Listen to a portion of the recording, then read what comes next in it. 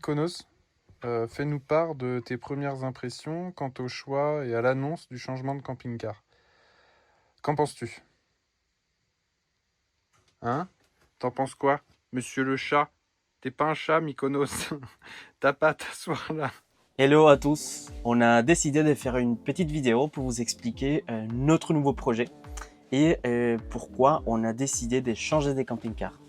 Voilà, donc pour vraiment vous exposer un petit peu toutes nos idées, nos arguments qui nous ont vraiment poussé à faire ce choix, on va commencer par justement vous expliquer globalement quel est notre projet, quel était notre projet à la base. Et pour ça, je laisse Pierre expliquer un petit peu donc ce qui était convenu au point de départ. Ouais, alors tout à fait. Nous savoir que quand on a acquis Wally, que vous connaissez par les vidéos précédentes, on connaissait pas spécialement le monde du camping-car, enfin du moins pas moi, je crois que toi non plus. Non. Donc c'est vrai qu'on a acquis un camping-car qu'on trouvait qui correspondait plutôt bien à nos attentes. Je crois qu'il y a Hugolin qui s'incruste dans la vidéo. Mais il s'avère qu'après plusieurs semaines d'utilisation, plusieurs week-ends d'utilisation aussi, on peut remettre effectivement notre projet en question. Donc pour pouvoir expliquer notre projet, il faut savoir qu'on a la chance tous les deux de pouvoir travailler quand même pas mal en télétravail. Toi, tu es auto-entrepreneur. Je suis auto-entrepreneur, donc vraiment je gère mes horaires comme je veux. Et moi, c'est vrai que j'ai plusieurs jours de télétravail dans la semaine, donc rien m'empêche personnellement de pouvoir travailler dans le camping-car. Et qu'on voyait effectivement le camping-car comme une maison secondaire. C'est pour ça qu'on a investi dedans, à savoir qu'on a déjà notre appartement en ville, donc on n'a pas de souci particulier à ce point-là. Et on voyait aussi le camping-car comme quelque chose qui nous apportait une certaine liberté. Parce que c'est vrai que bon, j'avoue qu'on peut entendre beaucoup de choses par rapport aux libertés restreintes sur les camping-cars, qui est tout à fait vrai sur les bords de mer ou dans les zones touristiques.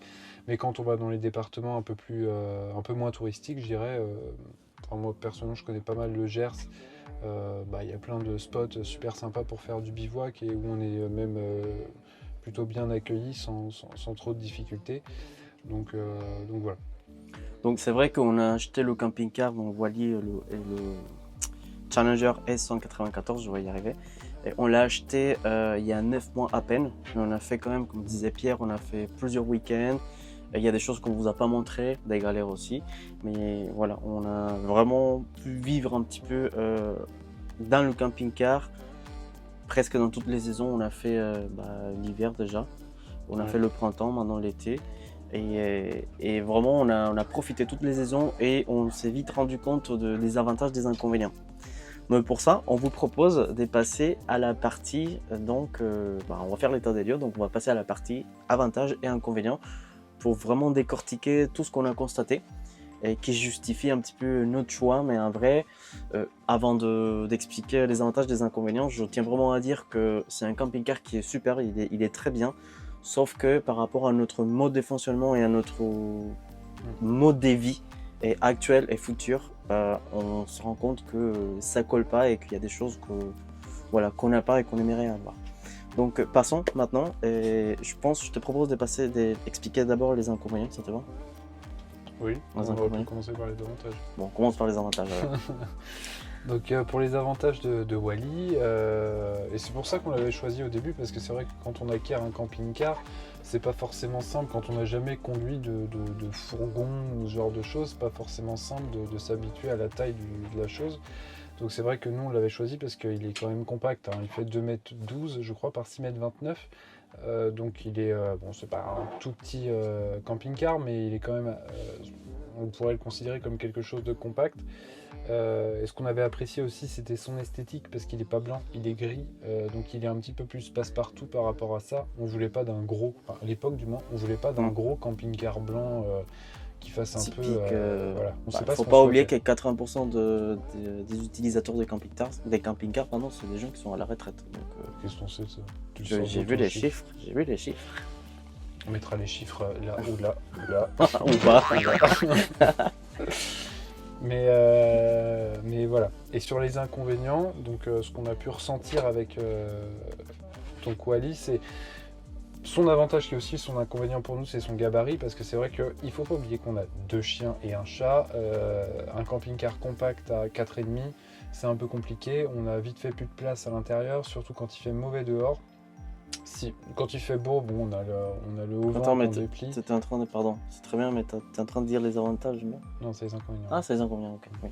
Quand il fait beau, du coup, je disais, on peut mettre le haut-vent, donc c'est vrai qu'on vit plus à l'extérieur, mais si jamais il pleut, on se retrouve dans un espace extrêmement restreint. Et là, tout de suite, c'est compliqué avec 2 chiens et un chat. On peut pas travailler. Voilà, après, c'est un choix de notre part d'avoir des chiens, mais c'est vrai que les avoir avec nous en camping-car, donc t'as la litière d'un côté, le chat de l'autre côté, les 2 chiens qui jouent. Le chien qui fait la litière du chat. Après, si tu sors, parce qu'il faut que tu sortes ta poubelle, donc tu rentres, donc faut faire attention à pas salir tout, parce que les chiens, voilà. Donc c'est toute une logistique, et on le savait, mais c'est vrai que quand l'espace est réduit, c'est beaucoup plus compliqué. Donc c'est pour ça qu'on souhaitait partir déjà sur quelque chose de plus grand. Après, il y a aussi le confort de conduite, parce que mine de rien, les sièges sont quand même pas hyper agréables. On va pas se mentir, ils sont assez fermes. Franchement, ça va. Peut-être du côté des conducteurs, c'est quand tu fais 3-4 heures de route, et la boîte elle est manuelle aussi. Donc ça joue quand même pas mal. Avoir une boîte manuelle quand tu fais beaucoup de route sur un véhicule assez lourd, on est sur du 3 tonnes.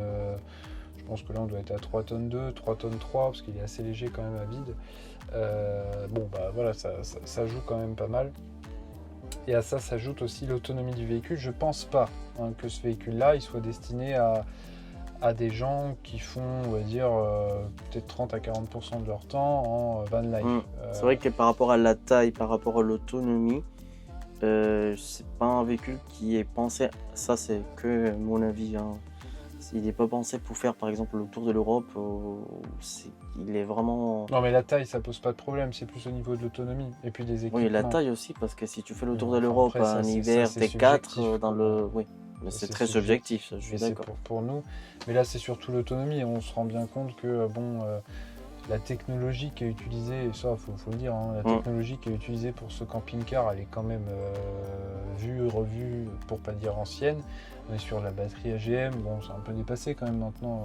C'est un peu dépassé parce que le marché il va trop vite et chaque année il y a vraiment des nouveaux trucs, des nouvelles technologies, donc ça avance à un rythme impressionnant. Non mais parce que le S194 c'était un produit d'entrée de gamme, donc forcément les équipements qui sont à l'intérieur c'est aussi de l'entrée de gamme. On a un frigo, un petit frigo, je ne me souviens plus très bien du volume, mais un petit frigo Trimix manuel, donc qui n'est même pas automatique. Il fait le taf pour un week-end. Voilà, il fait le taf pour un week-end, mais en vrai, puis on a un petit panneau solaire de 100 watts. Alors oui, c'est toujours mieux que rien, mais il s'avère quand même que 100 watts, ça c'est 100 watts dans les meilleures conditions, machin, mais en vrai... Après, tu me diras, il y a des gens qui n'ont même pas de panneau solaire. Là, donc, si on parle d'autonomie, on est sur quoi, 50, 60 watts quand il fait un temps correct. En vrai, c'est pas énorme quoi, au niveau de la recharge. Et puis ce que je disais, la batterie, on a quand même 2 batteries de 100 ampères, donc c'est 200 ampères, mais c'est de la technologie AGM. Donc on peut pas utiliser un gros pourcentage de la batterie au risque d'abîmer les batteries. Donc là aussi c'est un peu compliqué. Et quand même, un gros point qu'il faut prendre en compte, c'est qu'on n'a pas de convertisseur. Et ça veut dire qu'on ne peut pas avoir de 220 volts dans le camping-car. On aurait pu l'avoir. Non, pas avec la technologie AGM. Enfin, si on pourrait, mais on risque de virer les batteries. Donc ça n'a pas vraiment de sens. Et c'est le pourquoi du comment on souhaite aussi changer de camping-car. Un autre point qu'on a trouvé aussi, là c'est purement l'esthétique, le goût. C'est vrai qu'il est très bien. On a fait vraiment plusieurs salons, on a regardé plusieurs fourgons parce qu'en vrai, le problème au début, c'est qu'on comparait ce camping-car avec d'autres camping-cars. Et je pense que la bonne comparaison, et ça c'est mon avis, la bonne comparaison c'est avec les fourgons parce que c'est la même taille, c'est un peu le même fonctionnement. Donc là, on a regardé des camping-cars et des fourgons et c'est vrai que l'esthétique, les couleurs et tout, c'était vraiment quelque chose de, pour pas dire unique, c'était unique quoi. C'était pour ce modèle, on n'avait pas trouvé la combinaison, les couleurs. Alors pour ce modèle et pour ce tarif. Et pour ce tarif, exactement, surtout pour le tarif. Et donc à ce niveau-là, on était très contents, mais c'est vrai qu'en l'utilisant, on se rend compte qu'il y a des choses qui vont peut-être pas bien vieillir. C'est Notamment les fermetures, comment ça s'appelle Non, bah, enfin, non, mais alors, ce qu'on peut intégrer, c'est que, je suis d'accord avec toi, c'est un produit entrée de gamme, donc forcément, on en a aussi pour notre argent. Alors, même si prix catalogue 67 000 On euros, a fait avec le je budget qu'on trouve avait à ce moment-là. Oui, bon, enfin, quand même 67 000 euros, tu t'attends à une certaine qualité de produit. Bon, c'est-à-dire que je pense que pour tous les constructeurs, c'est un peu la même chose. On est sur l'entrée de gamme, donc forcément, les matériaux utilisés sont d'entrée de gamme aussi. Je ne suis pas certain qu'ils vont très bien vieillir. On a eu quand même quelques problèmes. Alors je pense que c'est aussi normal, hein, surtout camping-car neuf, on a forcément des problèmes. Mais là, bon, il s'avère qu'on a une qualité de finition des fois qui peut poser question. Et aussi au niveau des meubles, bon, on voit bien que ça commence déjà à s'abîmer à certains endroits. Bon, ce qui n'est pas normal, hein, parce que quand ça fait 9 mois que tu l'utilises... Bon. Après, il y a toujours la garantie, mais oui, on s'est dit, bon, à ce rythme-là, il va y avoir d'autres choses qui vont arriver, c'est normal, hein, mais on n'a pas fait non plus énormément de kilomètres, on va pas se mentir. Oui, mais on l'a utilisé, on n'a pas beaucoup roulé, mais on l'a utilisé en mode pour vivre dedans, quoi. Donc voilà. Voilà, donc c'est vrai qu'on s'est dit, niveau qualité, ça va, mais on pourrait peut-être, pour ce prix-là, en ajoutant un peu plus, avoir plus un modèle moyenne gamme.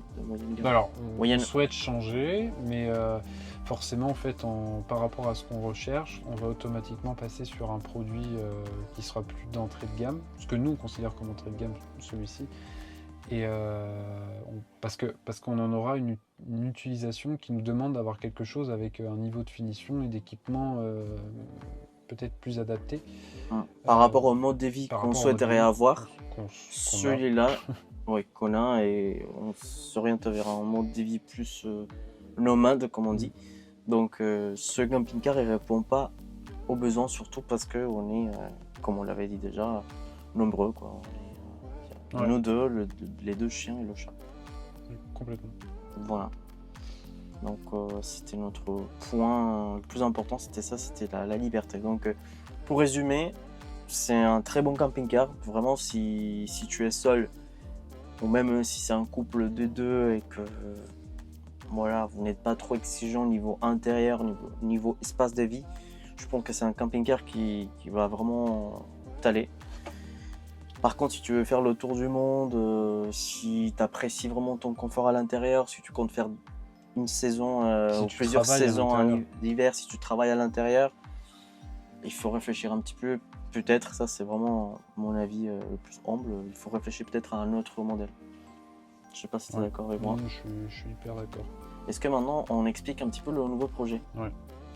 Donc après de longues réflexions sur quoi prendre, on avait deux critères principaux. Le premier, c'était d'avoir quelque chose de plus grand, forcément, parce qu'avec deux chiens et un chat, on se devait d'avoir quelque chose d'un peu plus grand. Donc, et le deuxième point important, c'était de pouvoir travailler sur l'autonomie du véhicule en partant sur des équipements qui étaient peut-être plus d'actualité, hein, c'est ce qu'on disait tout à l'heure. Et c'est pour ça qu'on a choisi le Pilote P720 Sélection. Donc c'était une collection de printemps qui est sortie chez Pilote. Il n'y en a pas eu beaucoup de modèles et ils se sont un peu arrachés, hein, d'après ce que j'ai compris, parce que c'est vrai que c'est un super modèle. Hein, après, on a eu aussi une petite histoire, mais on vous le racontera après. Par rapport au nôtre, c'est vraiment le seul et unique dans l'édition. On expliquera ça après. Ils sont plantés de mais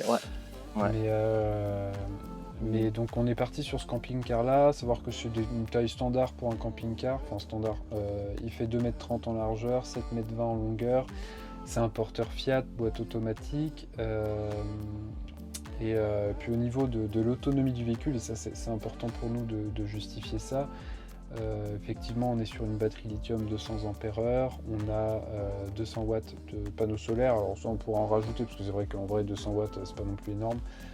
On a quand même un convertisseur de 1500 watts qui sera suffisant pour notre utilisation. La recharge de la batterie. On a 40 ampères de recharge en roulant, donc ce qui est aussi quand même pas mal. Et puis on a un frigo à compression qui est 3 fois plus grand que celui qu'on a actuellement ici. C'est un frigo d'appartement, de maison. Avec un froid domestique quasiment, donc il fonctionne en 12 volts. Il doit consommer je crois 0,51 kWh par 24 heures. Donc c'est vraiment que dalle. Et on a aussi une petite cafetière Nespresso qui a toute son importance. Qui a toute son importance parce que nous buvons beaucoup de café. Ouais. Voilà.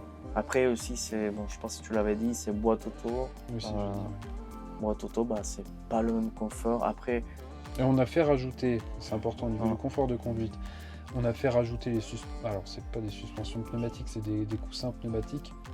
Parce que c'est vrai qu'on est sur un camping-car plus long, donc on n'aura pas la même conduite que sur celui-ci. Et pour pouvoir, et vu qu'on a tendance à charger la soute un peu sévère, il nous faudra effectivement pouvoir compenser ça et alléger les suspensions à lame qu'il y a sous le camping-car de base. Et c'est pour ça qu'on a fait installer ça aussi. Je pense que ça nous aidera beaucoup sur le confort de conduite. Et les sièges sont aussi beaucoup plus confortables. Ouais. Ça, on peut pas l'enlever. Là, pour le coup, vraiment, ce camping-car, il répond à tous nos besoins. Après, oui, on a la chance aussi un petit peu de pouvoir s'offrir un véhicule comme celui-ci après avoir testé celui-là. Mais oui, c'est un confort, c'est top, quoi. Il est top. Ouais, complètement. Bon, après, on a négocié aussi à mort. C'est vrai. On a un commercial d'exception. Vraiment, on a négocié, mais beaucoup, hein, même le porte-vélo, quoi d'autre. Il n'en pouvait plus, le commercial. Parce qu'il y a, en fait, on peut accueillir 4 personnes, du coup, donc il y a 2 lits. Il y a le lit, comment on appelle ça, le lit électrique. Le lit électrique, le système électrique, c'est payant, c'est une option. Donc là, on l'a eu offert. On a eu le porte-vélo, on a eu quoi d'autre? Les cartes grises. Carte grise offerte. Le soplère. Les coussins pneumatiques. Le truc, comment on appelle ça? Enfin oui, soplère, c'est un équivalent, je crois que c'est... La protection thermo... Je me souviens plus de la marque, mais c'est pas un soplère, mais c'est pareil. Et puis on a eu aussi les suspensions, les coussins pneumatiques. Et une partie. Une grosse remise. 50%. Plus même, 70%. Donc c'est vrai que c'est... Et puis c'était le tout dernier, je pense que le concessionnaire, selon ce qu'il nous avait dit, le commercial, ils avaient reçu 27 modèles. Non, je sais pas ce qu'il 25. Mais je me souviens, non, ils en ont pas reçu autant, mais en fait ils l'ont commandé, ils ont eu du mal à en commander un nouveau, et ils ont tellement eu du mal qu'ils nous ont livré un camping-car qui n'a pas la bonne couleur de porteur. C'est vraiment la seule chose, et il manque deux stickers. Mais on était censé avoir un porteur noir, il s'avère que c'est un porteur blanc. Ouais, on vous mettra quelque part par ici, puis par là ou par là, la petite photo, mais c'est vrai que non, mais ça c'est vraiment le camping-car de nos rêves. Hein. Je pense que là c'est parti pour 25 ans. Non, peut-être pas peut-être, quand même, mais plusieurs années. Alors c'est vrai que, bon là on vous le présentera dans une prochaine vidéo, on le présentera techniquement dans une prochaine vidéo.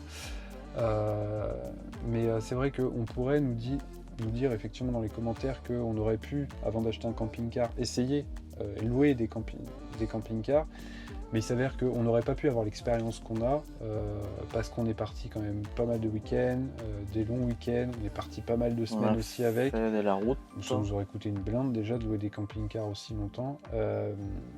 Et c'est cette expérience-là qui nous a permis de nous rendre compte que celui qu'on a actuellement ne correspond pas à ce qu'on veut. Donc en fait, on sait ce qu'on veut pas, mais on sait aussi ce qu'on veut.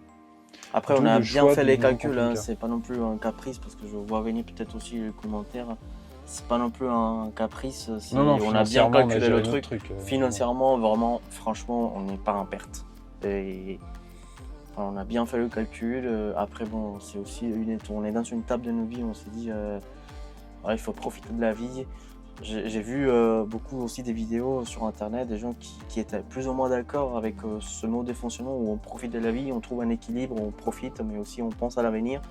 C'est vrai qu'il y a des gens, notamment autour de moi, qui investissent dans des appartements, qui font de la loc.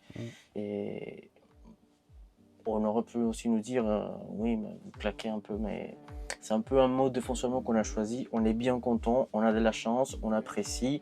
Et on s'est dit, bon, dans le pire des cas, si jamais d'ici quelques années ça s'arrête, on le revendra. Et puis voilà, mais pour l'instant, c'est notre projet, c'est quelque chose qu'on partage et qu'on aime bien faire.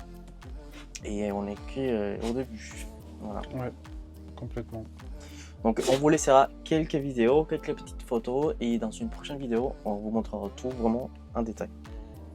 Bye bye.